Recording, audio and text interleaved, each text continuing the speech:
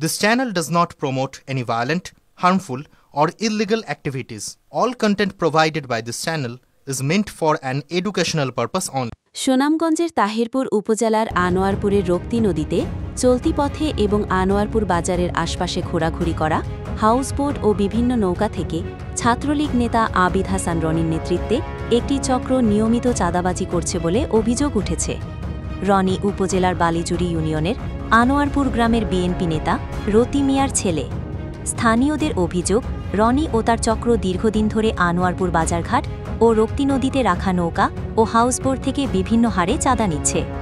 তারা জানিয়েছে, আগে আওয়ামী লীগ সরকারের আমলে রনি ও তার চক্র ছাত্রলীগের প্রভাব খাটিয়ে এই চাঁদাবাজি করত। ৫ই আগস্টের পর ৩ মাস জেলে থাকার পর রনি আরও বেপরোয়া হয়ে উঠেছে। রনির বাবা বিএনপি নেতা হওয়ায় স্থানীয়রা ভয়ে মুখ খুলতে সাহস পাচ্ছে না।